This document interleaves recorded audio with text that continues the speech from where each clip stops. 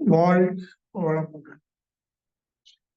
வாழ்க வையகம், வாழ்க வையகம், வாழ்க வளமுடன்.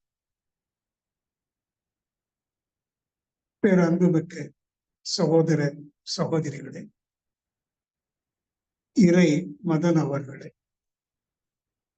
உங்கள் அனைவரையும் மானசீகமாக மாலை நேரத்தில் ஒரு சேர சந்தித்துக் கொள்வதிலும் உங்கள் அனைவரையும் பணிவோடு வணங்கி அன்போடு வாழ்த்திக் கொள்வதிலும் மிக்க மகிழ்ச்சி அடைகின்றேன். நல்லதொரு தவமாற்றி அமைதியை தக்க வைத்து அமர்ந்திருக்கின்றீர்கள். அந்த அமைதியை தக்க வைத்துக் கொள்ளுங்க. எப்போதெல்லாம் சிந்தனைக்கு விருந்து கிட்டுகின்றதோ அது முழுமையாக வாங்கிக் கொள்ள வேண்டுமானால் மனமானது அங்கும் இங்கும் அலையாது, முழுக்க முழுக்க ஒரே கவனம். என்ன பேசுகிறார் அப்சர்வேஷன் என்று சொல்ல. அப்ப நீங்களும் என்ன பண்ணிக்கிடலாம், கண்ணை மூடி ஆதுல மனதை வைத்துக் கொண்டு, அதுவும் குறிப்பாக கொடுக்கப்பட்டிருக்கிற பொருள் மிக ஆழமானது, மிக மிக ஆழமானது. இது மட்டுமில்லை, பொதுவாக ஆன்மீக கருத்து என்று சொன்னாலேயே ஆழமானது. உலகாயுத வாழ்க்கை, பொருள் சார்ந்த வாழ்க்கை மேலோட்டமானது. ஆனா ஆன்மாவை பற்றி அல்லது இறைவனை பற்றி சிந்திக்க வேண்டும் என்று சொன்னால் ஆழமாக செல்லக்கூடிய, நுணுகி செல்லக்கூடிய ஒரு மதி நுட்பம் வேணும். மதி எப்போ நுட்பம் அடைகிறது என்று சொன்னா அமைதியாக இருக்கிற போது.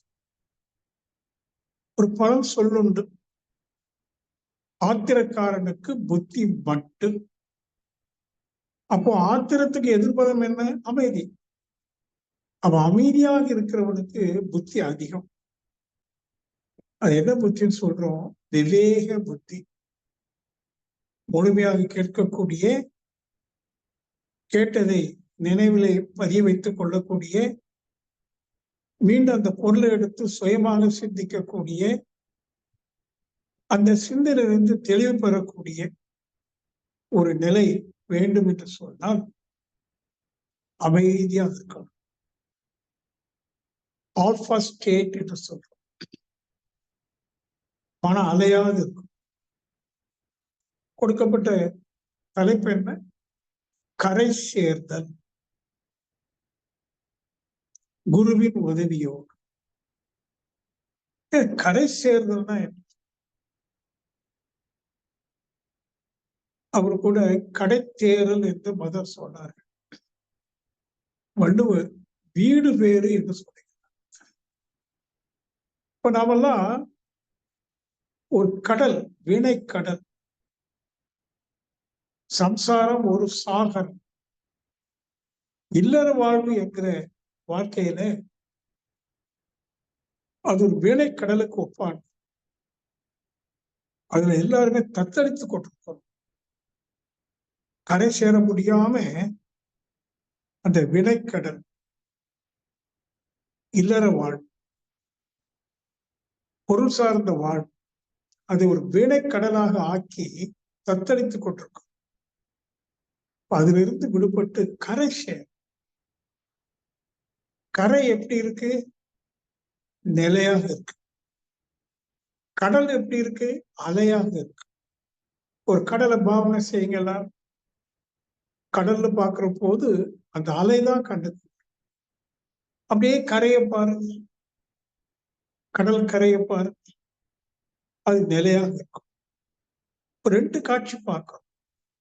ஒன்று அலை, மற்றொன்று நிலை. அலை எப்படி இருக்கு? மேடும் பள்ளவுமா இல்லையா?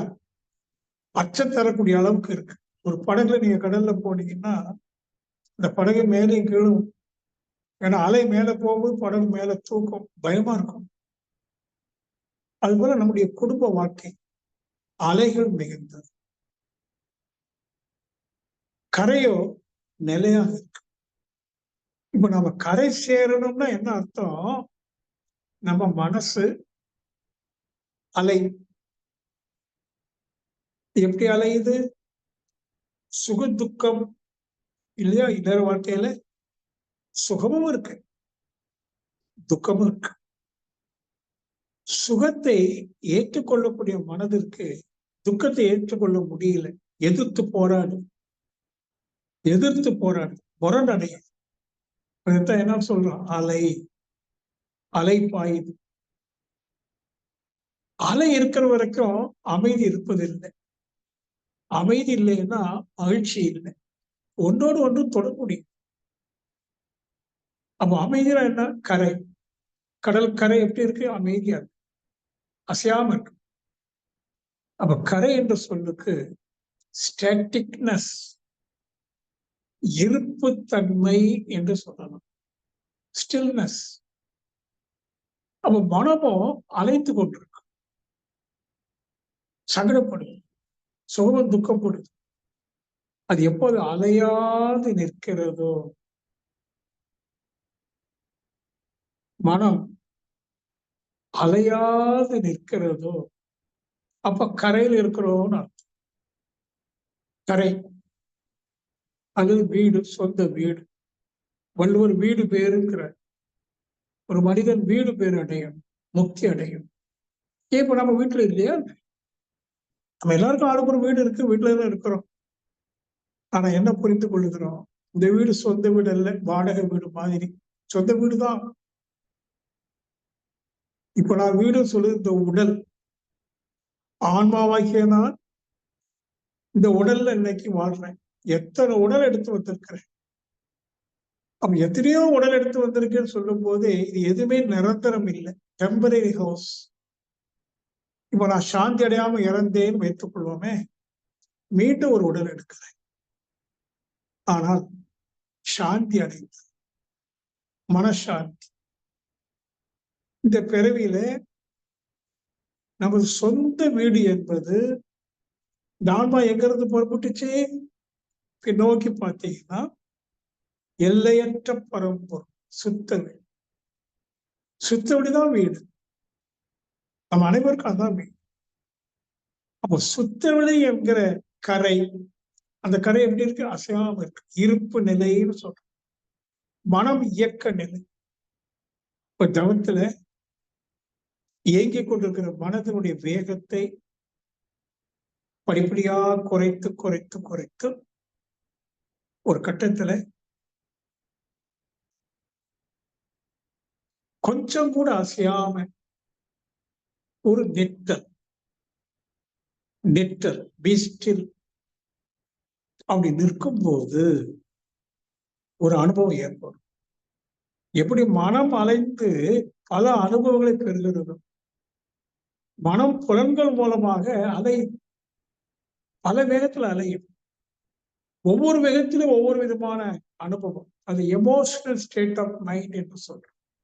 வினாடிக்கு 14 சுற்றுக்கு மேல 15லும் ஓடும், 20லும் ஓடும், 40லும் ஓடும். வேகம் கூட கூட அந்த எமோஷனல் ஸ்டேட், உணர்ச்சி வயப்பட்ட மனசு என்பது வேகம் குறையுது, அமைதி கடைசியில நிக்குது. அப்போ 2 விஷயம். அலையுது, அலையின் மூலமாக அனுபவங்களை பெறுகிறது. இதுவரைக்கும் நாம பெற்றிருக்கிற அனுபவங்கள் எல்லாமே அலைந்து அலைந்து பெற்ற அனுபவங்கள். ஆனா நின்று ஏதாவது அனுபவம் பெற்றிருக்கிறோமா? மனம் நின்றால் என்ன அனுபவம்? ரொம்ப சிம்பிள். மனம் நின்றால் இறைவன், அலைந்தால் மனிதன். அது சாதாரண மனிதன் இல்ல, விலங்கு மனிதன். இப்ப நாமெல்லாம் விலங்கு மனிதர்கள். விலங்கின குணத்தை அடிப்படையாக கொண்டு நாம எண்ணுவதும் செயல்புரிவதும் விளைவுகளை சந்திப்பதும் இருக்கு. இப்போ மனம் நின்றா இறைவன். இறைவன்னா யாரு? உருவத்துல பார்க்கிறோம், அது வந்து எல்லையற்ற அரூபமாக உள்ள பரவெளி, சுத்தவெளி, அதெல்லாம் போல போடும். அப்ப இங்கேயே பாருங்க, நம்ம மனசிலேயே சுத்தவெளி இருக்கு. எங்க? மனதின் ஆழத்தில். The other end of your mind is God, the almighty. மகிழ்ச்சி சொல்வார், உன் மனதனுடைய மறுமுனை தெய்வம், சர்வ வல்லமை உடைய தெய்வம். மறுமுனை எப்படி இருக்கு? அமைதியா இருக்கு, நிச்சலனமா இருக்கு. அப்ப இந்த தவம் எதுக்காக நாம முயலுகிறோம் அப்படின்னு சொன்னா, மனதின் இயக்க வேகத்தை படிப்படியாக குறைத்து ஒரு கட்டத்துல நிற்றல். Be still and know the secret. என்ன சீக்ரெட்? என்ன ரகசியம்? இயற்கை எல்லாமே ரகசியம்தான். பரம ரகசியம்னு சொல்லுவோம், எல்லாமே ரகசியம். அதுல தலையான ரகசியம்னு ஒண்ணு இருக்கு. The secret of all the secrets. அது தலையான ரகசியம் தான் இறைவன். இறைவன் வந்து ரகசியார்த்தமா இருக்கிறான். அவ்வளவு சீக்கிரம் அதை பற்றி முழுமையா புரிஞ்சுக்கிறது கஷ்டம். இந்த இறைவன் என்பது ஒரே ஒரு சொல், ஆனா பல கோணங்கள்ல அணுகி அந்த சொல்லுடைய உட்பொருளை அறிந்து கொள்ள முடியும். அத முதல்ல தெய்வம் என்று சொல்லும் போது சுத்த வெளிதான். அப்ப அதுல இருந்து வெளிப்பட்டிருப்பது தெய்வம் தான். அது தெய்வம்னு சொல்ல மாட்டோம், தெய்வ அம்சங்கள். குறிப்பா 5 விதமான தன்மைகள்: அழுத்தம், ஒலி, ஒளி, சுவை, மனம். 5 புலன்களால் உணர்ந்து அறிகிறோமே, அனைத்தும் இறை அம்சமே. ஆனா இறை நிலை அல்ல. The fractional state of Almighty, the God. மனம் புலன்கள் மூலமா இயங்கும் போது இறைவனுடைய அல்லது இறை நிலையினுடைய பின்ன நிலைகள், கண்ணால் காண்கிற காட்சி, காதால் கேட்கிற ஓசை, மூக்கால் வாசனை, நாக்கால் சுவை, சர்மத்தால் தொடு உணர்வு, இப்படி உணரக்கூடியது எல்லாமே இறை அம்சமே இல்லையா? பாரதி பாடுறார், காக்கை சிறகினிலே நந்தலாலா, உந்தன் கருமை நேரம் தோன்றுதையே நந்தலாலா, பார்க்கும் மரங்களிலெல்லாம் நந்தலாலா, உந்தன் பச்சை நேரம் தெரியுதே நந்தலாலா. அப்போ இறைவன் கற்பாவும் இருக்கான், பச்சையாவும் இருக்கான்னு சொல்றான். கேட்கும் ஒலிகளெல்லாம் நந்தலாலா, உந்தன் கீதம் மிக இசைக்குதடா நந்தலாலா. நம்ம கேட்கிற சத்தம் எல்லாம் இறைவா, அது உன் சத்தம். தீக்குள் விரல வைத்தால் நந்தலாலா, உன்னை தீண்டும் இன்பம் தோன்றுதையே நந்தலாலா. அவன் என்ன சொல்றான் பாரதி? நம்ம உணர்வதெல்லாம் இறை அம்சங்களே, ஆனால் அது முழுமையாது. பின்ன நிலை, fractional state of mind. What about totality of the mind? இறைவனுடைய முழு அம்சம் என்ன அப்படின்னா, முழுமையாக இருக்கிற சுத்த வெளியை உணர்ந்துட்டோம் அப்படின்னா அதான் முழுமையான இறை அம்சம். அது கடினமானு கேட்டீங்கன்னா இல்லை, ஏன்னா அது நமக்குள்ளே இருக்கு. கரை, வீடு, நம்முடைய சொந்த வீடு, அந்த நிற்றல் மனதின் ஆழத்தில். ஜீசஸ் சொல்வார், இயேசு மகான் சொல்வார், இறைவன் அமைதியில் உரைகிறான். சிம்பிள், ஒரு சின்ன வசனம். இறைவன் எங்க இருக்கிறான் கேட்டதுக்கா சொல்லிட்டார். இறைவன் அமைதியில் உரைகிறான். அப்படி இறைவனை அனுபவிக்கணுமானா, உணர வேண்டுமானா, நீ அமைதி ஆயிடு. Be still and know the secret. ஆனா என்ன பிரச்சனை? தவம் பண்றோம், உணர்வு இருக்கு, எண்ணங்களின் குறுக்கீடு இருக்கு. எண்ணங்களே இல்ல,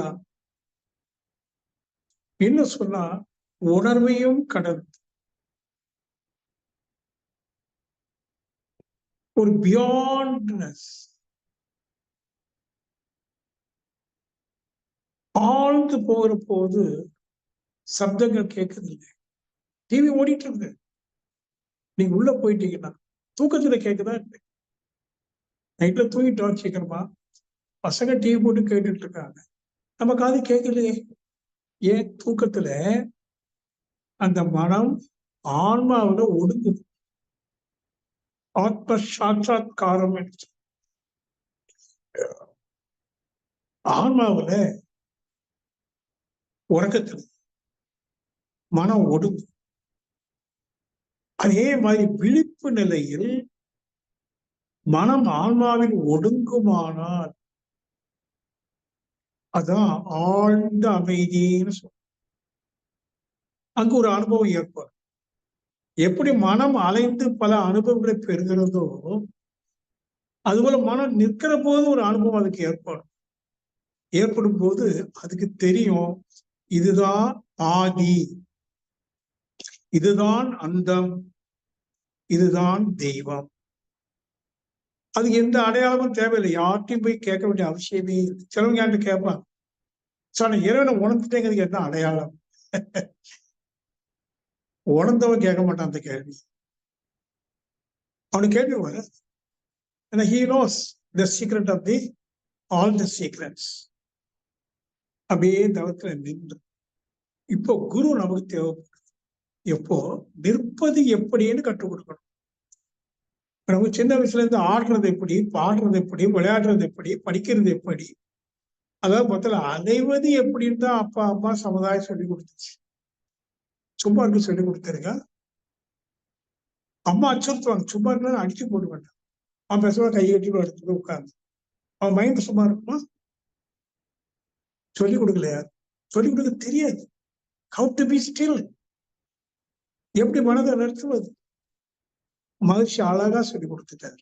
சிம்பிள். நீ அடக்க நினைத்தால் அலை. நீ தியானத்துல மனதை அடக்கி எண்ணங்களை எல்லாம் இருக்கணும்னா முடியாது, அது அலை. மாறாக அறிய நினைந்தால் அடங்கும். தானா அடங்கும், தானா தெய்வமா மாறிடும். எது? மனம் கரை சேர்ந்துடும், தானா சேர்ந்துடும். நீ ஒன்றும் பண்ண வேண்டாம். ஆனா என்ன பண்ணணும்? அறிய நினைந்தால் நமக்கு என்ன வேணும்? புரிதல், அறிதல். புரிய புரிய புரிய புரிய எதை சார் புரியணும்? எல்லாவற்றையும். உங்களை சூழ்ந்து இருக்கிறவங்க, சூழ்ந்து இருக்கிற பொருள், இந்த சமுதாயம், இந்த இயற்கை, எல்லாவற்றுக்கும் மேலாக நீ உன்னை புரிந்து கொள்ளணும்.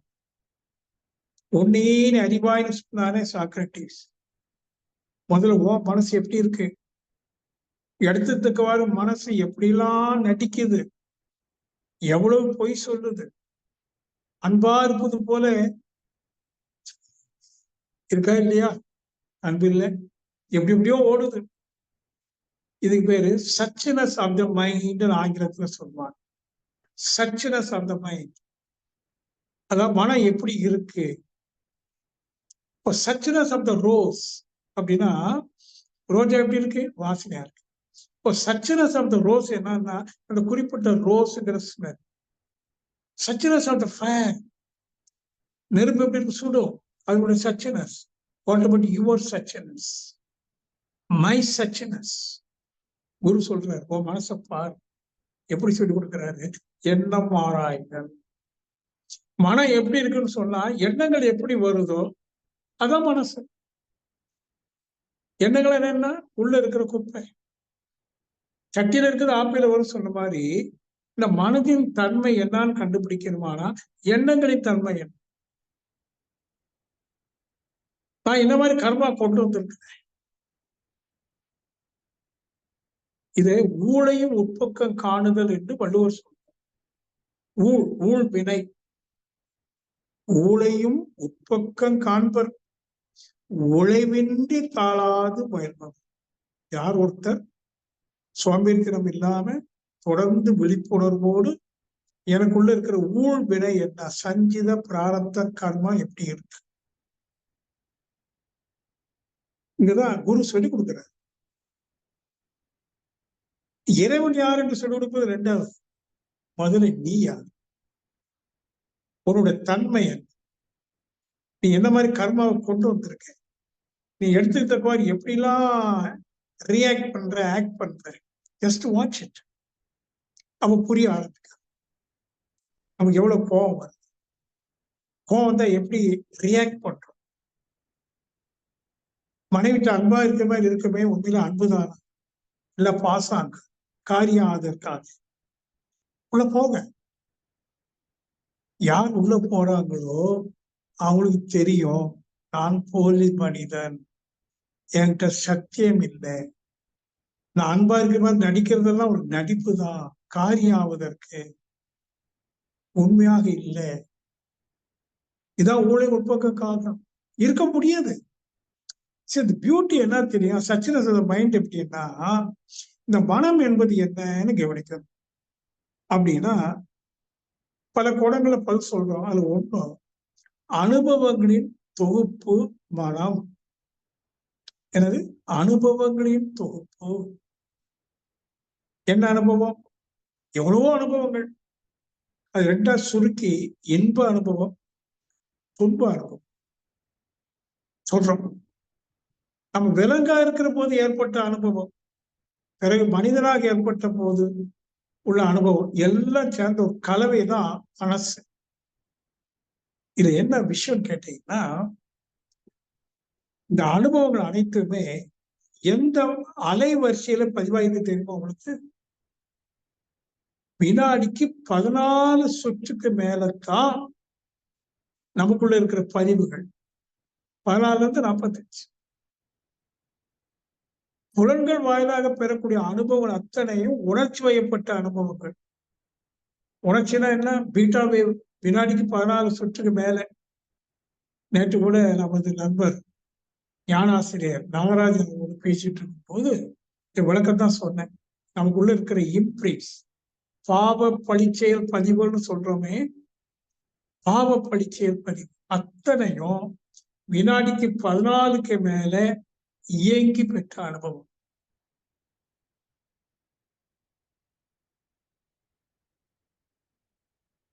எதுக்கு சொல்றோம்?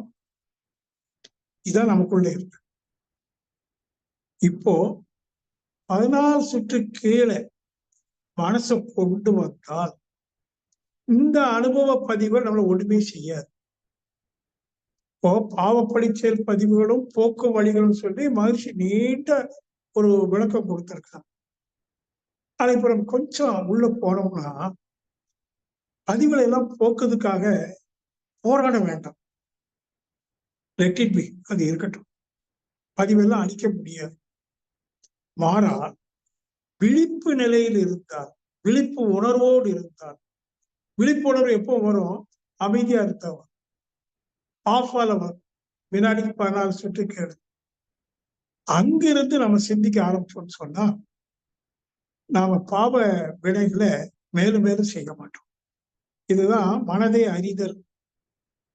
மனதை அறியும் போது என்ன தெரிஞ்சுக்கிறோம்?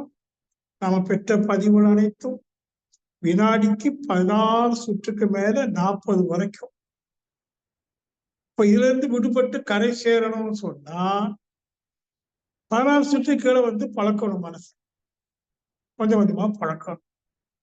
சரி, அப்ப நம்ம சூழ்ந்து இருக்கிறாங்களே, வாழ்க்கை துணை, குழந்தைகள், சகோதர சகோதரிகள், உற்றார் உறவினர்கள், நண்பர்கள், பகைவர்கள், இவங்க எல்லாரும் மனிதர்களாக பார்க்கிறோம். ஆனா அது பொதுவா என்ன சொல்றோம்? எல்லாம் மனசு தானே. எல்லாருமே மனம் உடையவர். மனம்னா என்ன? உணர்ச்சி வயப்பட்டு 14 சுற்றுக்கு மேல பெற்ற பதிவுகளை அடிப்படையாக கொண்டு அவங்க பேசுவாங்க, செய்வாங்க. அது எப்படி இருக்கும்? நம்ம கஷ்டப்படும்படிதான் இருக்கும். இப்போ நம்ம மனசை நம்ம புரிந்து கொண்டா எல்லாருக்கும் மனசு அப்படிதானே இருக்கும். அப்போ எல்லாரும் மனசு இப்படி இருக்கு, மாற்ற முடியல, போராடி பார்க்கிறோம், தோல்வியை சந்திக்கிறோம், சினத்தை தவிர்க்கவே முடியலையே. நடிச்சுக்கலாம். நான் சினம் இல்லாத மாதிரி தவம் பண்றவங்களும் எனக்கும் கோபம் வருது. ஒரு முறை 2 முறை கேளுங்க, இனி கேட்டா கெட்ட கோபம் வரும்னு சொல்லுவாங்க. சினம் வராம முடியல. சாமிஜி சினம் தவறுன்னு சொன்னா என்ன அர்த்தத்துல சொன்னான்னு தெரியுமா? நீ புரிஞ்சுக்கப்பா, உனக்கு எப்போ சினம் வருது, எந்த சூழல்ல வருது, யாரும் அதிகமா பேசலாம் வருது, கண்டுபிடிச்சு அதை தவிர்த்துங்கிற அந்த சந்திப்பை, அந்த நெருக்கத்தை, அந்த சூழலையை தவிர்த்து நீ விலகி வா. இடுக்கண் வருங்கால் நகுக. பிரச்சனை வரும்போது சிரிக்க சொல்லல வள்ளுவர், நகு, விலகி போ. மற்ற அதை அடுத்து ஊறுவது அகதோப்பதில் நீ பிரச்சனையில போய் இன்வால்வ் ஆனேன்னா அதை விட மோசமானது இல்லை. அப்ப சிரம் படக்கூடிய ஒரு சூழல் வருது, இடுக்கண் வருது, நகுக, விலகி போ, கீப் டிஸ்டன்ஸ் சொல்ற. புரிதல். நெருப்பு சுடும், வேண்டாம்னு வச்சுக்கலாமா? நெருப்பு இல்லைன்னா ஒண்ணுமே செய்ய முடியாது, சமைக்க முடியாது, உருக்க முடியாது, இருட்ட போக்க முடியாது. அந்த அளவுக்கு நெருப்பு நம்ம வாழ்க்கையோட பின்னே பிணைஞ்சிருக்கு. ஆனால் சுடும்.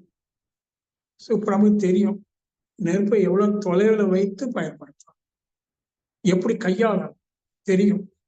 அதே மாதிரி இந்த மனம் என்பது நெருப்பு. அதனாலதான் எரிச்சல் நிறைய வரும். கோபத்துக்கு முன்னாடி எரிச்சல் வருது. எரிச்சல் வராத ஒரு மனுஷன் விட்ட உலகத்துல.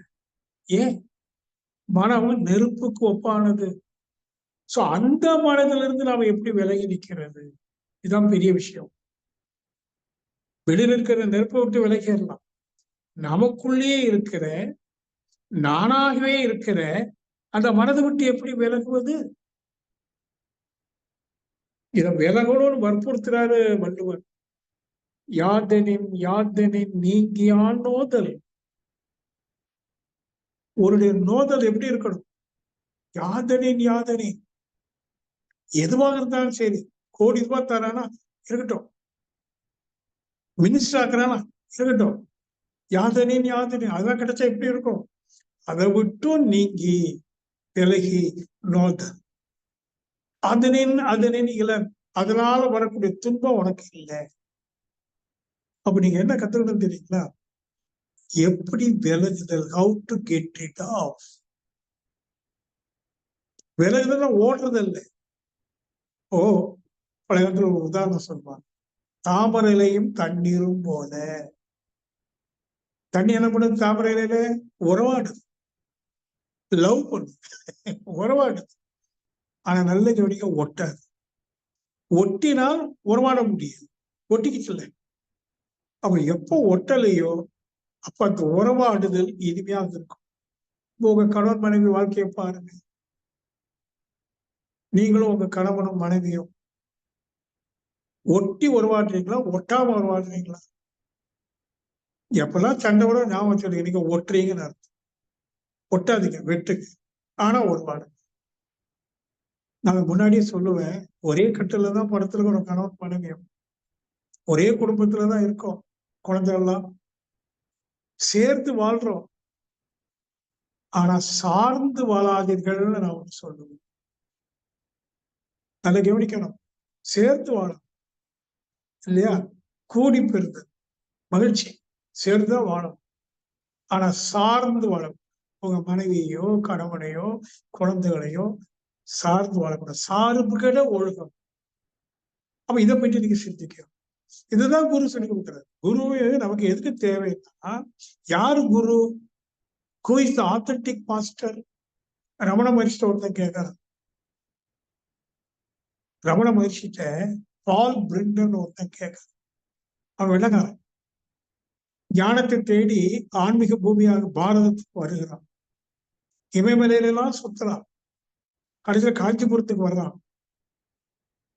கடைசியில திருவண்ணாமலைக்கு வர்றான். ரமணரை சந்திக்கிறான். ரமணர் பற்றி அவன் நிறைய கேள்விப்பட்டிருக்கிறான், வந்து இருக்கிறான். சில மாதங்கள் ஓடிச்சு. ஒரு நாள் அந்த பால் பிரிட்டன் ரமண மகர்ஷியை கேட்கிறாரு, சாமி, இந்தியாவோட பல இடங்களுக்கு போயிட்டேன் ஆன்மீகத்துக்கு. எல்லாரும் தங்களை குருவாக அறிமுகப்படுத்திக் கொள்கிறார்கள். I am the master, spiritual master. ஹரித்துவார்ல, ரிஷிகேஷத்துல நீங்க போனீங்கன்னா தெரியும். நான் யார உண்மையான குருன்னு ஏத்துக்கிறது? Who is the authentic master? ஒரு கேள்வி கேட்கிறான். அப்ப ரமண மகர்ஷி அவர் எப்பவுமே சிம்பிளா தான் சொல்ற, ஆனா ஆழமா சொல்றாரு. எப்பா, யார் ஒருவர் உன்னிடம் இல்லாததை வெளியில் எடுக்கின்றார், உன்னிடம் உள்ளதை உனக்கு கொடுக்கின்றார், அவரை நீ குருவாக ஏற்றுக்கொள். திருப்பி சொல்றேன், இந்த வசனத்துல முரண்பாடு இருக்கு, கருத்துக்கு முரண்பாடு இருக்கு. என்ன சொல்றாரு பாருங்க, உன்னிடம் இல்லாததை வெளியில் எடுப்பவர். உடனே பார்ப்பனர் மனசுல ஓடுது, அது என்கிட்ட இல்லையே, அது எப்படி எடுக்க முடியும்? அடுத்தது, உன்னிடம் உள்ளதை உனக்கு கொடுக்கின்றவர். என்னிடம் இருப்பது அவர் எப்படி கொடுக்க முடியும்? இதுல ஏதோ முரண்பாடு இருக்கு. ஒண்ணு அவரை பார்க்கிறான் ரமணர், ஐயா அப்படின்னு. அவர் போப்பா போய் உட்கார்ந்து கண்டுபிடிக்கிறார். சாமிஜி அவரு ரமணர் அதிகம் பேச மாட்டார், போ அங்க போய் உட்கார்ந்து மௌனமா இருந்து கண்டுபிடிக்கிறார். இவனு அங்க போய் கண்ணை மூடிட்டு அந்த வசனத்தை சாண்ட் பண்றோம், ஜபிக்கிறோம். என்னிடம் இல்லாததை வெளியில் எடுப்போம், என்னிடம் உள்ளதை எனக்கு கொடுப்போம். ரிப்பீட் பண்ணிட்டே இருக்கான் மெதுவா. அவன் மனசுல லேசப்படுது. ரமணர் சொன்னா தப்பா இருக்காது இல்லையா? அவன் இருக்கிற நியாயம் என்னன்னு கண்டுபிடிக்கிறான். அப்ப என்னிடம் இல்லாதது அவர் எடுக்கிறாருன்னு சொன்னா, உண்மையில் அது என்னிடம் இல்லை, நான் இருக்குன்னு நினைக்கிறேன். ஏன் நினைப்பு? மாயா, மைண்ட் இஸ் மித். உண்மையில் என்னிடம் இல்லை, அது என்னிடம் இருக்குன்னு நினைக்கிறேன். என் நினைப்பு தப்புன்னு யாரு சொல்லி கொடுத்தாங்க? ஒண்ணும். என்னிடம் இல்லைன்னு நினைக்கிறேன், ஆனா என்னிடம் தான் இருக்கு.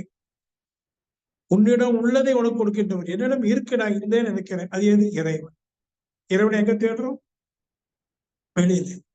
எங்க வழிபாடு செய்யறோம்? வெளியில. எங்க பிரார்த்தனை செய்யறோம்? வெளியில. ஆனா சொல்ற ரவுடாது, இல்லப்பா, இறைவன் உனக்குள்ள இருக்கான்னு யாரு காட்டி கொடுத்தாங்க? அவன் உனக்குள் நீ இல்லை, மாறாக உனக்குள் இறைவன் இருக்கிறார், நீதான் இறைவன் என்று யார் உனக்கு சொல்லிக் கொடுக்காங்களோ அவனை நீ உண்மையான குருவா ஏத்துக்கோ. புரிஞ்சிச்சு? ஓடி வரான் பால் பிரண்டன், பகவான் ரமனுடைய காலத்து சாஸ்தாங்க வாழ்ந்து வணங்குறான். இது என்னப்பா ஆச்சுங்கிற? கண்டுபிடிச்சிட்டேங்க. கண்டுபிடிச்ச விஷயத்த சொல்றான். சரிப்பா, இப்போ சொல்லு, யார் உன்னுடைய குரு? அவன என்ன சொல்றான்? யாரா? நீங்க தானே எனக்கு சொல்லிக் கொடுத்தீங்க, நீங்க தான்.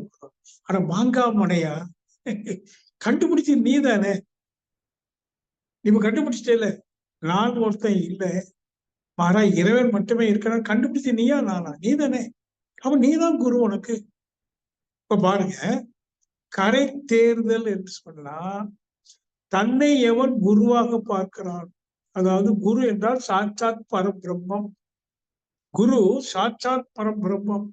தனக்குள் அந்த பிரம்மத்தை யார் உணர்கிறார், அவனிடம் குருத்துவம் வருது. So you are your real மாஸ்டர்னு சொல்லி மகிழ்ச்சி அந்தராத்திலே பேசுவான். நீதான் உனக்கு உண்மையான குரு. இருக்கட்டும். இப்ப மீண்டும் அவன் கேட்கிறான் பால் பிரண்டன், சரி அப்ப நீங்க எனக்கு யாருன்னு கேட்கறான். See the next question. First question was, who is the real authentic master? Second question, then who you are? நீ எனக்கு யாரு? அப்ப அவர் சொல்றாரு, there are two masters. ரெண்டு குரு இருக்காங்க. ஒரு குரு உன்னை வெளியில் இருந்து உள்ளே தள்ளுகிறார். நான் அந்த வேலைதான் செய்யறேன். உள்ள தள்ளுறது பேரு தூண்டுதல், இன்டியூசிங். நீ வெளியில போயிட்டு இருக்கிற, வெளியில அலைஞ்சிட்டு இருக்கிற, உன்னை உள்முகமாக திருப்பி விடுகிற வேலையை நான் செய்ய. உள்ள போனுமே, அங்க ஒரு மாஸ்டர் இருக்கான். That is your own consciousness.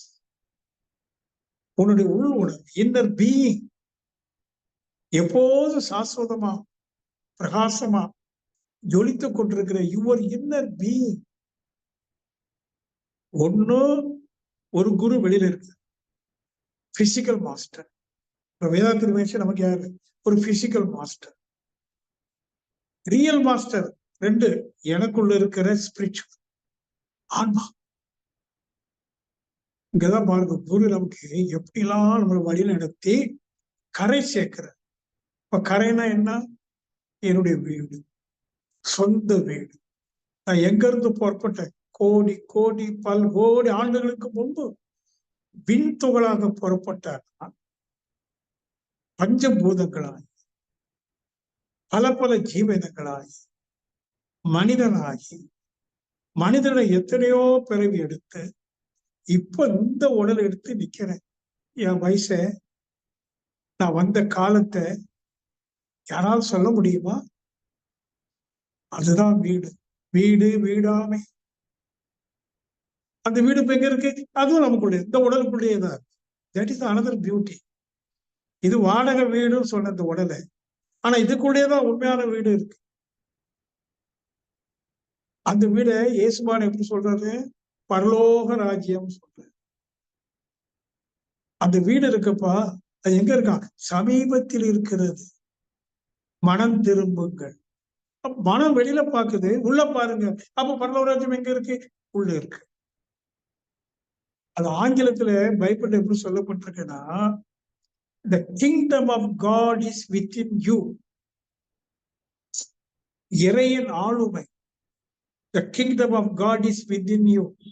பரலோக ராஜ்யம் சமீபத்தில் இருக்கிறது, மனம் திரும்புங்கள். அப்ப பாருங்க, மனதை திருப்பி உள்ள கொண்டு போயிட்டா கரை, வீடு, இறைவன், எல்லாம் டோட்டாலிட்டி. இப்போ குரு பின்னாடி பாருங்க, விளக்க தூண்டிட்டு இருக்காரு. ஒரு படம் இருக்கு, அது அர்த்தம் என்ன தெரியுமா? இருளை போக்க ஒளியை ஏற்றுகிற காட்சி. அதோட மன இருளை போக்க குருவின் அருள் உள்ளுக்கு ஒரு தீபத்தை ஏற்றது. அந்த சுய பிரகாசத்துல சுயத்தின் முழுமையை நாம உணர்ந்து கொள்ளணும். அன்பர்களே, நாம ஒரு நல்ல குருவை, முழுமையான குருவை அடைச்சிருக்கோம். உங்களுடைய சிந்தனையெல்லாம் தூண்டுவதற்கு நிறைய ஆசிரியர், இறை ஆசிரியர், மகனை போல நிறைய உங்களோடு சந்திக்கிறாங்க, தினசரி சந்திக்கிறாங்க. உங்க சிந்தனையை தூண்டுறாங்க. உங்க பங்கு என்ன? பால் பிரிண்டனுடைய சிந்தனையை தூண்டினார் ரமணர். பால் பிரிண்டன் தேடுதல்ல இருக்கிறார். அவர் ட்ரூத் சீக்கர். எங்க இருந்து வந்திருக்கான்? லண்டன்ல இருந்து இந்தியாவுக்கு, இந்தியா முழுவதும் சுத்துறான் குருவை தேடி. அந்த குரு அவனுக்கு என்ன சொல்லிக் கொடுத்தார்? ஒரு சிந்தனை தான் தூண்டினார். 2 வாக்கியம். அவன் அந்த சிந்தனைக்கு ஆட்கொண்டு உள் போய் எடுக்கிறான் புதையல. அந்த வேகம் உங்களுக்கு இருக்கணும். இருக்கா? எத்தனை பேருக்கு இருக்கு? பொழுதுபோதுக்கு வந்து போறீங்களா, இல்ல இவங்க இன்னைக்கு என்னதான் பேச போறாங்கன்னு கேட்க வந்தீங்களா? வெறுமனே நல்லா பேசுற, அவ்வளவுதானா? நீங்க கேட்பதுக்காக நான் பேசுறேன். வெறுமனே கேட்பதற்கு அல்ல. நீங்க ஆழமா சென்று புரிந்து கொள்ளணும். நீங்கள் ஒவ்வொருவரும் உங்க பங்கு, உங்க பொறுப்பு என்ன? சிந்தனை. எங்க பொறுப்பு? உங்க சிந்தனையை தூண்டுவது. வெளியில இருக்கிற மாஸ்டர் ஒரு physical master. But real master is not physical but spiritual, உங்களுக்குள்ள. அப்ப நீங்க இதை புரிஞ்சுக்கிட்டு இந்த வாழ்க்கையை எப்படி வைத்துக் கொள்ளணும்? இப்ப நம்ம வைத்திருக்கிற வாழ்க்கை இருக்கேன், ஒரு லைஃப் ஸ்டைல், அது முதல் தடை. உங்களுடைய பொக்கிஷத்தை, உங்களுடைய இறை தன்மையை உணர்வதற்கு தடை நீங்கள் வாழ்கிற வாழ்வே தடை. நம்ம வாழ்வு எதை அடிப்படையாக கொண்டு இருக்கு? பணம் சம்பாதிக்கிறது மட்டும்தானே. நம்ம அப்பா அம்மா நமக்கு என்ன சொல்லி பள்ளிக்கூடத்துக்கு அனுப்புனாங்க? நாம நம்ம குழந்தைகளை என்ன சொல்லி பள்ளிக்கூடத்துக்கு அனுப்புவோம்? நல்லா படித்து கை நிறைய சம்பாதிக்க. முதல் நச்சு விதை ஒவ்வொரு பெற்றோர்களும் தன்னுடைய குழந்தைகள் மனசுல விதைக்கக்கூடிய நல்ல எண்ணத்தோட தீய விஷமுண்ட ஒரு நச்சு விதைய விதைச்சிட்டாங்க. நல்லா படிக்கிறோம், கை நிறைய சம்பாதிக்கணும். அதெல்லாம் வந்துட்டு இருக்கு. நல்லா படிச்சு டாக்டர், எம்டி, எம்எஸ், ஐஏஎஸ் படிச்சுட்டான். அம்மா சொன்னதை நிறைவேற்றிட்டான். ரெண்டாவது அம்மா என்ன சொன்னாங்க? கை நிறைய சம்பாதிக்கணும், கையை நீட்டுறா போ. ஒவ்வொரு மனிதனும் கை நீட்டுறானே, கை நீட்டாத மனிதன் யாரா இருக்கு? மகிழ்ச்சி அதுக்கு ஒரு காரணம் சொல்றாரு. அது உன் உள்ள தப்பு இல்லை. நீ விலங்கா இருக்கும் போது ஒரு மிருகத்தை கொண்டு சாப்பிட்டே இல்லை, அதனுடைய உடமையை அபகரித்தா இல்லையா? அந்த அபகரித்தல் இன்னும் நீளுது. பிறர் வளம் பறித்தலும் பாரு மகிழ்ச்சி. ஒரு ஐஏஎஸ் படிச்சா எவ்வளவு பெரிய படிப்பு, எவ்வளவு கௌரவம், அவனுக்கு எவ்வளவு நாலேஜ் இருக்கணும். இப்ப அவனுக்கு நல்ல ஜாப் கிடைச்சிருச்சு, அந்த நாலேஜ் எதுக்கு பயன்படுத்துறான்? சீக்கிரமா சம்பாதிக்குது. ஒரு நேர்மையான ஐஏஎஸ் அதிகாரி பார்க்க முடியுமா? எவ்வளவு கடினம். பார்க்கலாம், இருக்காங்க, இருந்துட்டு தான். டாக்டர்ஸ் இருக்காங்க, ஆனா ரொம்ப குறைச்சல்.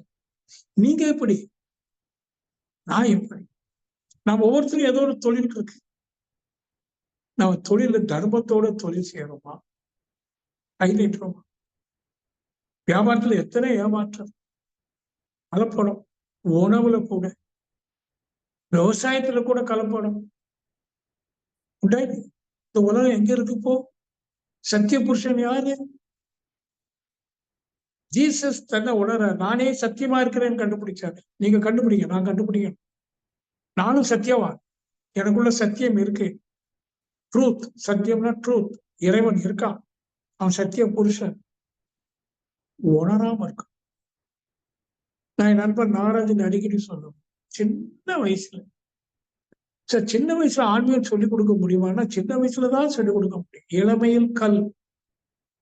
சின்ன குழந்தையா இருக்கும்போது இந்த அத்வைத வேதாந்தத்தை, இறைவனை உணரக்கூடிய அனுபவத்திற்குள்ள வழியை காட்ட முடியும், கொஞ்சம் கொஞ்சமா காட்ட முடியும். அப்போ வயசுக்கு வருதுக்கு முன்னாடி, அந்த 12 வயது 13 வயது வருது இல்லையா, பருவம். பருவம் ஏதுவதற்கு முன்னாடி இவன் மனசை பக்குவப்படுத்தி. இப்படி அது ஒரு இடம் இல்லை. நாகராஜன் அடிக்கடி என்னை சந்திக்க வருவார், ஞானாசிரி. அவர் சொன்னேன், எப்படின்னு தெரியல, இது அரசாங்கம் ஏதாவது முயற்சி எடுக்கும். ஆனா சின்ன சின்ன விஷயங்கள் சின்ன வயசுலயே எப்படி உள்ள போறதுன்னு கத்துக் கொடுக்கணும். இப்ப நான் உங்களுக்கு ஒண்ணு கத்துத்தரேன். மோதிரத்தை வந்து உங்க வீட்டுல சின்ன குழந்தைங்க இருந்ததுன்னா, கை இப்படி இருக்கு இல்லையா, இப்படி பின்ன சொல்றது, பின் இப்படி லாக் பண்ண சொல்றது. லாக் பண்ணிட்டு கண்ணை மூடி இந்த ஒவ்வொரு விரலுக்கடையிலையும் நீங்க சேர்த்து பாருங்க, விரல அப்படியே கோத்து விடுங்க, இப்படி பிடிங்க. இப்ப அந்த விரலுக்கு இடையில கண்ணை மூடி கவனிங்க. பல்ஸ் பீட் தெரியும், நாடி துடிப்பு தெரியுதா? இத குழந்தைகள் என்ன சொல்லணும், கண்ணை மூடி வச்சுட்டுப்பா, நான் சொல்ற வரையும் நீ எண்ணிக்கிட்டே இருக்கும். மெதுவா எண்ணணும். 1 2 ஒரு 100 எண்ணட்டுமே, மெதுவா என்ன சொல்லணும். இப்ப என்ன போகுது, அது எண்ணும் போது அதனுடைய கவனம் பூரா எங்க போகுதுன்னா நாடி துடிப்புல போகுது, உடலுக்குள்ள போகுது.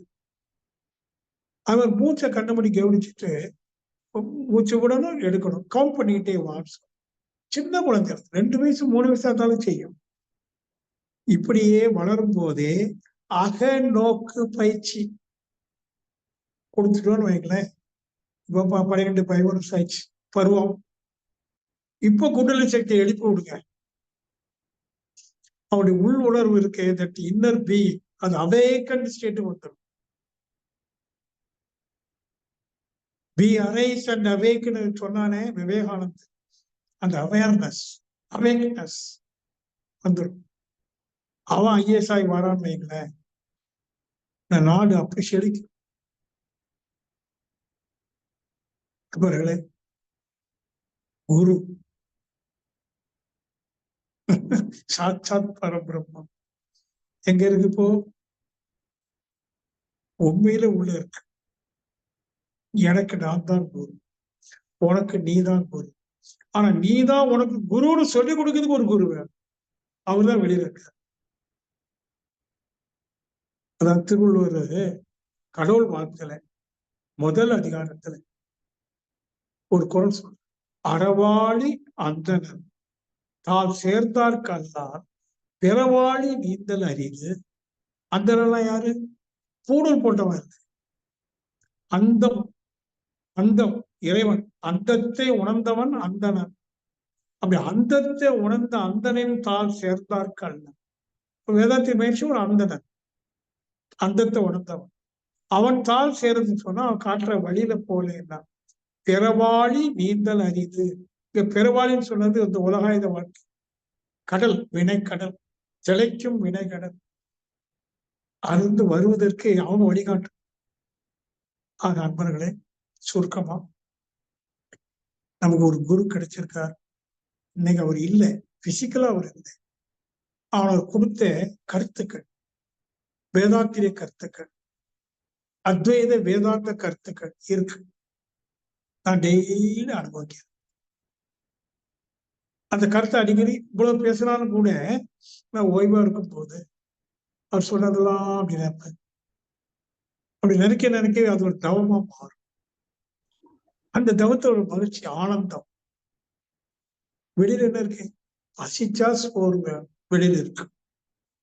அந்த சோத்துக்கு 4 காசு சம்பாதிக்கணும், வெளியில இருக்கு. இவ்வளவுதான் எனக்கும் வெளியில இருக்கிறது தொடரும். ஆனா நம்ம இப்ப அப்படியா இருக்கோம்? 24 மணி நேரம் நம்ம வெளியில தான் இருக்கோம். காலையில கண் விழிச்சதுமே மனம் எங்க ஓடுது? புறமனம். உள்ள வரவே. இரவு தூங்கும்போது உள்ள போய்க்குது. தூங்கிட்டோம், தெரியல. உள்ள போனது தெரியல. உள்ள போய் என்னவா இருக்கணும் தெரியல. புறம்போக்குன்னு நான் சொல்றேன். நம்ம எல்லாருமே புறம்போக்கு தானே. புறம்போக்குன்னு 2 அர்த்தம் இருக்கு. அவன் ஒரு புறம்போக்குப்பா, ஒண்ணுக்கு ஆகாது. புறம்போக்கு ஒண்ணுக்கு ஆகாதுன்னு சொல்றோம். அப்ப நீங்களும் நானும் ஒருத்த இதுல போயிட்டு இருக்கோம், ஒண்ணுக்கு ஆகாது. புறமணம் ஒண்ணுக்கு ஆகாது. ஆழ்மனம், that is our super conscious state of mind. அங்கதான் ரகசியமே இருக்கு. எல்லா ரகசியமும் இருக்கு. ஆகையினால ஆனால் தவத்துல நேரடியாக போய் சேர முடியுமானா கஷ்டம். எப்ப சேர முடியும்? உன்னை நீ அறிந்து, உன் மனதை நன்றாக அறிந்து. எல்லோரும் மனமும் இப்படிதான் இருக்கு. ஆகவே எதிர்த்து போராடாம, பிற மனிதர்களோடு மனதோடு எதிர்த்து போராடாம, நம் மனதோடு எதிர்த்து போராட. நம் மனம் என்று சொன்னா கோபத்தோடு கூடிய மனம், அதை எதிர்த்து போராடாது. முரண்பாடு இல்லாத, யூ ஜஸ்ட் அக்செப்ட் இட். உங்களையும் உங்களை சூழ்ந்து இருக்கிறவர்களையும், யார் எப்படி இருந்தாலும், நீ எப்படி இருந்தாலும், எல்லாவற்றையும் அதனதன் ரீதியில் அப்படியே ஏற்றுக்கொள்ள பழகும். பழக்கம் எது கொடுக்குறோம்? எப்படி ஏற்றுக்கொள்வது? நெருப்பை ஏற்றுக்கொண்டோமே, உதாரண ஞாபகம், சுடுமே எப்படி ஏற்றுக்கொண்டோம்? அந்த கையாளும் திறமையை பயன்படுத்தி நெருப்பை ஏற்றுக்கொண்டது போல நான் என் மனைவியை எப்படி கையாளணுமோ அப்படி கையாண்டு என் மனைவியை நான் ஏற்றுக்கொள்ளணும்.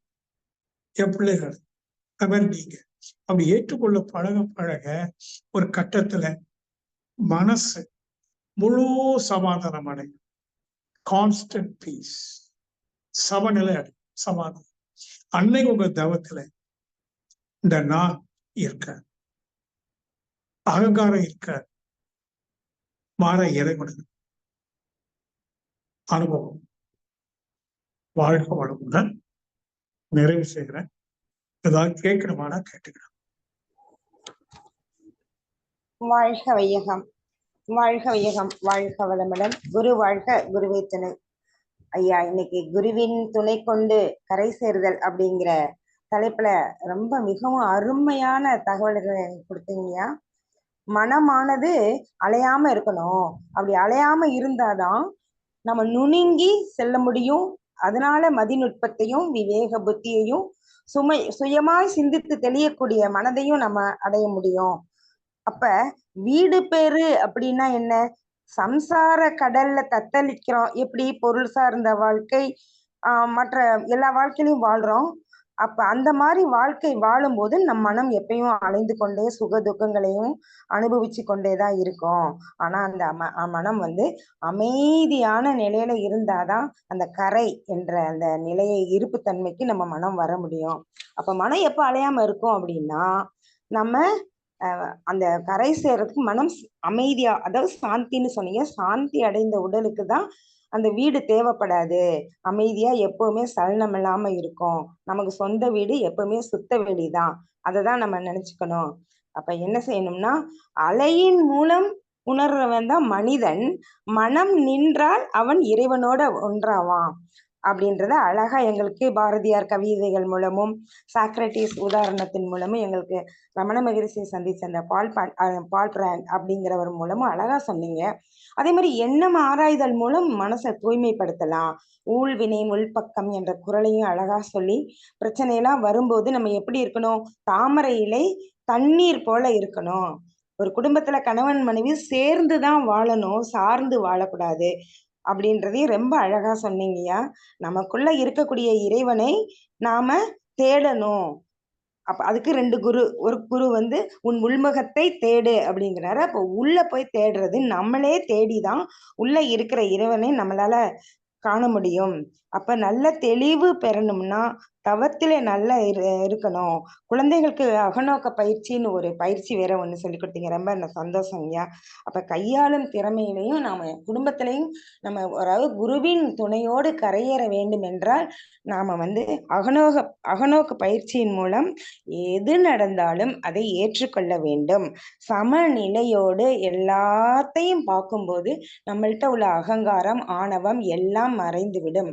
அப்படி மறையும் பொழுது நான் அப்படிங்கறது அங்க இருக்காது அப்படிங்கறத எங்களுக்கு ரொம்ப தெளிவா எடுத்து கொடுத்தீங்கயா. மிக்க நன்றிங்கயா. நீங்களும் உங்கள் அன்பு குடும்பமும் உடல் நலம் நீலாயுள் நிறை செல்வம் உயர்ப்புகள் மெய்ஞானம் பெற்று பல்லாண்டு காலம் வாழ்க வளமுடன் என்ற இறை சாதனத்தின் சார்பாக வாழ்த்துகிறோம் ஐயா. வாழ்க வளமுடன். கேள்வி பதில் கேட்கலாமாங்கய்யா? கேட்கலாம். அம்மா ஒரே நிமிஷமா ஒரு அறிவிப்பு மட்டும். நாளைக்கு வந்து வெள்ளிக்கிழமை, அதனால காலையில 4:15 மணி முதல் நம்ம ரெகுலர் நிகழ்வு இருக்கும். 5 மணிக்கு சர்வ வர்ஷ தன ஆகர்ஷண சங்கல்பம் நடைபெறும். 7 மணிக்கு குழந்தைங்க நிகழ்ச்சிகள் இருக்கு. வாய்ப்புள்ளவர்கள் அவங்க கலந்து கொள்ளணும். நன்றிமா. வாழ்க வளமுடன். கேள்வி பதில் செக்ஷன் போய் கேள்வி பதில் கேட்க விரும்ப அன்பர்கள் ஹேண்ட் ரைஸ் பண்ணலாங்கம்மா.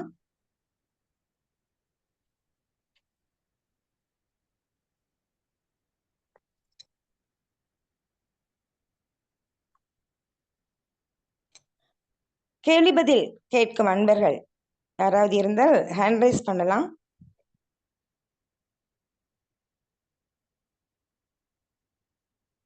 எல்லாம் தெளிவா இருக்காங்க போல. ஐயா, எனக்கு ஒரு கேள்விங்கய்யா. நீங்க வந்து இந்த பாவப்பதிவுகள் போக்கும் இது அது சொல்லும் பொழுது நம்மளுடைய பதிவுகள் எல்லாமே வந்து அதாவது துன்பம் கொடுக்கக்கூடிய பதிவுகள் எல்லாமே நம்மளுடைய பீட்டா அலைக்கு மேல உள்ள பதிவுகள் மட்டும்தான் பதிஞ்சிருக்கு. அந்த அலைக்கு போகலைன்னா நம்ம வந்து அந்த இதுல இருந்து தப்பிச்சுக்கலாம் அப்படிங்கிற மாதிரி சொன்னீங்க இல்லைங்கய்யா? ஆமா, சொல்லுங்க. இப்ப அதுல வந்து ஒரு டவுட்டுங்கய்யா. அப்ப நம்ம வந்து எப்பவுமே வந்து ஆல்பா அலையிலே இருக்க முடியாதுங்க இல்லையா? நம்ம வந்து மெடிடேஷன் பண்றதுனால ஓரளவுக்கு நம்ம மிச்ச நேரத்திலையும் விழிப்பு நிலையில இருக்கும்.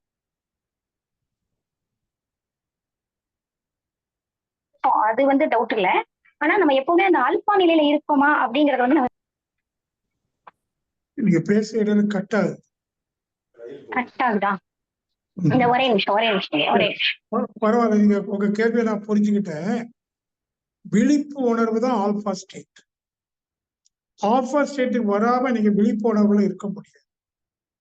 ஜாக்கிரதா அவஸ்தைன்னு சொல்றவன் பி அவேர். ஜாக்கிரதையா இருக்கும் போதே ஆனா வராங்க, இன்னார் வராரு, இவர் இதுக்காகத்தான் வராரு, இவர்கிட்ட கொஞ்சம் ஜாக்கிரதையா பேசணும் அப்படின்னு நினைக்கிறீங்கல்ல, அவேர்னஸ் அப்பவுமே ஆல்பாக்கு வந்துடும். நீங்க டெஸ்ட் பண்ணி பாருங்க. அது வெளியில போனோம், வீட்டுக்காரரே நீங்க பாத்தீங்கன்னாலே போதும். ஓகேங்க. அப்ப வந்து நம்ம வந்து அந்த எண்ணத்துக்கு வந்த உடனே நமக்கு வந்து அந்த மன அலைச்சல் கம்மியாயிடும். இந்த வாழ்த்தும் பயனும் சொல்ற மாதிரி வாழ்த்தும் பொழுது மனம் வந்து தானாவே நுனி அலைக்கு வந்துரும் அப்படிங்கிற மாதிரி. ஆமா, ஜாக்கிரதா இருக்கணும் நினைச்சாலேயே நீங்க ஆல்பாக்கு பார்த்தாலும். ஆரம்பத்துல கொஞ்சம் கஷ்டம், பழகணும், மனசை பழக்கணும். சரிங்க. நன்றி.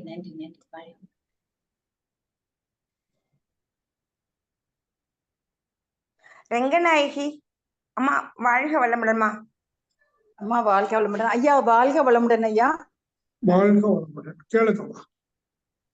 ஐயா ரொம்ப நாளாவே இந்த சண்டை இருந்துகிட்டே இருக்கு ஐயா. ஐயா அந்த நம்ம கர்ம வினைகள் வந்து பாவப்பதிவுகள் மட்டும்தான் இருக்கும், அதுல புண்ணிய பதிவுகள் கிடையாது அப்படின்னு சொல்றாங்க ஐயா. ஆனா நம்ம தவமயத்துக்கெல்லாம் போன முன்னோர்கள் செஞ்ச புண்ணியத்தால முத கேள்வி தப்பு. பதிவுல 2 இருக்கு, நல்ல பதிவு இருக்கு, கெட்ட பதிவு இருக்கு.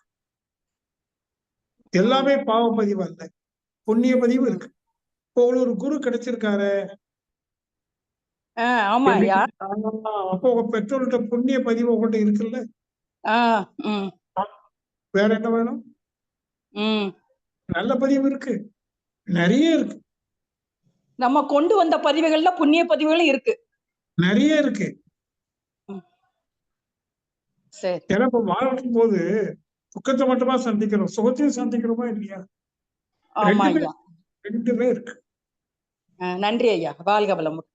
வாழ்க வளமுடன். நன்றிங்கம்மா. வாழ்க வளமுடன். ஐயா வாழ்க வளமுடன் ஐயா. இதுல வந்து என்ன கருத்து வருது அப்படின்னா, ஒரு பேராசிரியர் சொல்லும் பொழுது புண்ணிய பதிவுகள் வந்து நம்மளுடைய பாவ பதிவுகள் வந்து நம்மகிட்ட இருக்கு ரெகுலரா. புண்ணிய பதிவுகள் வந்து அது கழிஞ்சிருது, அதனாலதான் நம்ம வந்து இப்ப நல்ல நிலையில இருக்கோம்.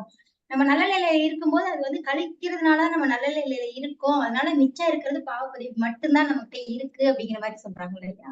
இல்ல அப்படி சொன்னா தப்பு. சரி சரி. 2 பதிவு இருக்கு. இப்போ ரோஜா செடி இருக்கு, அதுல வாசனை தரக்கூடிய மலரும் இருக்கு, கைய குத்தக்கூடிய முள்ளும் இருக்கு ஒரே இடத்துல இருக்கா? அப்போ ரோஜா செடியில நல்ல பதிவு இருக்கு, கெட்ட பதிவு இருக்கு. கண்டுபிடிக்க. ஐயா அப்ப நம்ம வாழ்க்கையில வந்து துன்பங்கள் இல்லாம நடக்கிற அனைத்து மகிழ்ச்சியாவே சந்தோஷமானதாகவே இருந்தது அப்படின்னா அது நம்மள்ட்ட புண்ணிய பதிவுகள் இருக்குதுன்னு அர்த்தமாங்கய்யா? இப்பமா நீங்க பிறப்பால 2 பதிவு இருக்கு. இப்போ நீங்க வாழும் போது புண்ணிய பதிவை கூட்டுங்க, பாவப்பதிவை கழிங்க. என்னைக்கு கழிச்சிட்டீங்களோ சரியா, அதுக்கு பிறகு உங்களுக்கு துக்கம் இருக்காது, சுகம் மட்டும் இருக்கும். இப்ப இந்த பிறவியே அதுதான், கொண்டு வந்த பாவ பதிவுகளை இறக்குவது, புண்ணிய பதிவுகளை பெருக்குவது. அப்ப அல்லவை தேய அறம் பெருகும், நல்லவை நாடி இனிய சொல்லின் வள்ளுவர் சொல்றார். அல்லவை தேய, அல்லவைனா துன்பம் தரக்கூடியது, அறம் பெருக, அறத்தை பெருக்கினீங்கன்னா அல்லவை தேஞ்சு போகும். நல்லவை நாடி, எது நல்லது தேடி பிடிச்சு அதை பேசணும் செய்யணும், அதான் அற வாழ்க்கை. நீங்க இன்னையில இருந்து நல்ல அற வாழ்க்கை, 2 ஒழுக்க பண்பாட்டுக்குள்ள வாங்க, பாவப்பதிவு குறைஞ்சுக்கிட்டே வரும். நன்றிங்கய்யா. வாழ்க வளமுடன்.